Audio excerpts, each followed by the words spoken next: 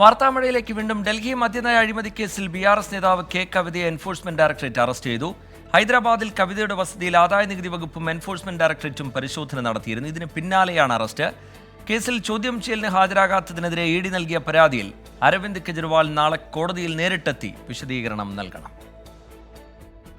ഇന്ന് ഉച്ചയോടെയാണ് എൻഫോഴ്സ്മെന്റ് ഡയറക്ടറേറ്റും ആദായനികുതി വകുപ്പും ഹൈദരാബാദിൽ കവിതയുടെ വീട്ടിൽ പരിശോധന തുടങ്ങിയത്.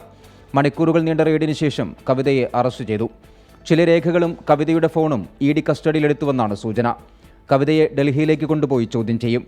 നേരത്തെ പലതവണ ED കവിതയെ ചോദ്യം ചെയ്ത് വിട്ടയച്ചിരുന്നു. കേസ് രാഷ്ട്രീയ ഗൂഢാലോചനയാണെന്ന് BRS പ്രതികരിച്ചു.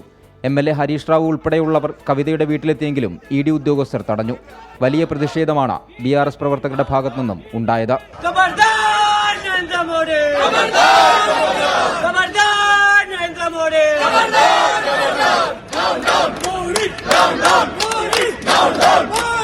കേസിൽ ചോദ്യം ചെയ്യലിന് ഹാജരാകാത്തതിനെതിരെ ED നൽകിയ പരാതിയിൽ ഡൽഹി മുഖ്യമന്ത്രി അരവിന്ദ് കെജ്രിവാൾ നാളെ മജിസ്ട്രേറ്റ് കോടതിയിൽ നേരിട്ട് ഹാജരാകണം. മജിസ്ട്രേറ്റ് കോടതി ഉത്തരവിനെതിരെ അരവിന്ദ് കെജ്രിവാൾ നൽകിയ ഹർജി സെഷൻസ് കോടതി തള്ളി. ഇളവുകൾക്കായി വിചാരണ കോടതിയെ സമീപിക്കാമെന്ന് സെഷൻസ് കോടതി വ്യക്തമാക്കി.